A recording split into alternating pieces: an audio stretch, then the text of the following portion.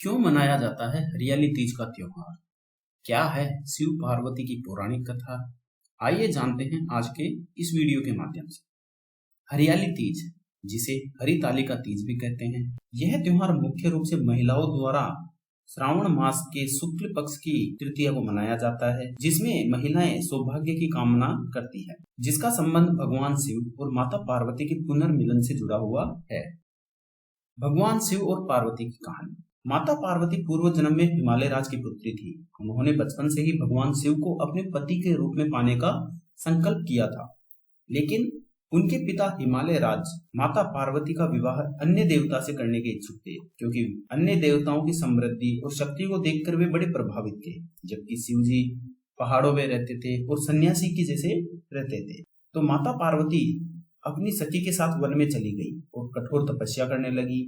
वर्षों तक बिना अन्न जल के व्रत रखा। तपस्या से प्रसन्न होकर शिवजी प्रकट हुए और पार्वती को अपनी पत्नी के रूप में स्वीकार किया। इस प्रकार माता पार्वती और भगवान शिव का विवाह संपन्न हुआ। इसे हरितालिका तीज क्यों कहते हैं? हरि का अर्थ होता है हरण करना, यानी उठा ले जाना, और तालिका का अर्थ है सखी या मित्र। जहाँ माता पार्वती को विवाह से बचाने के लिए उनकी सखियां पार्वती को लेकर जंगल में चली जाती है, इसीलिए उस दिन की याद में हरितालिका तीज मनाई जाती है।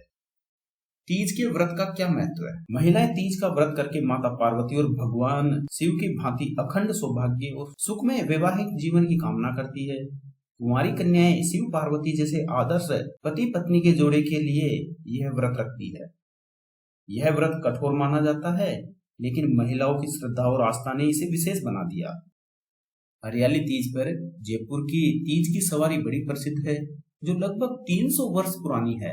जयपुर की तीज की सवारी महाराजा सवाई जय सिंह द्वितीय, जिन्होंने 1727 में जयपुर की स्थापना की, उसी समय से मानी जाती है। जयपुर की स्थापना के साथ ही इस भव्य परंपरा की नींव रखी गई थी।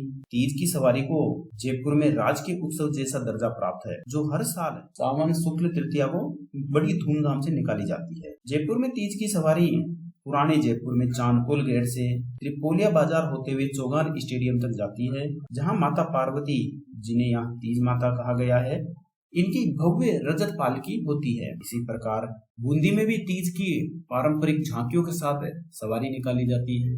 कोटा में भगवान शिव और माता पार्वती की झांकियां सजाकर शोभा यात्रा निकाली जाती है। प्रमुख विशेषताएं: तीज की सवारी जयपुर की प्रसिद्ध है, जो कि राजकीय उत्सव के रूप में मनाई जाती है।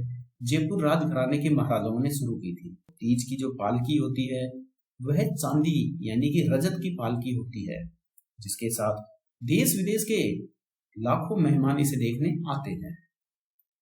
ऐतिहासिक महत्व: जयपुर में तीज की सवारी की परंपरा राज परिवार की ओर से शुरू हुई थी और वर्तमान में यह राजस्थान राज्य पर्यटन विभाग द्वारा आयोजित की जाती है।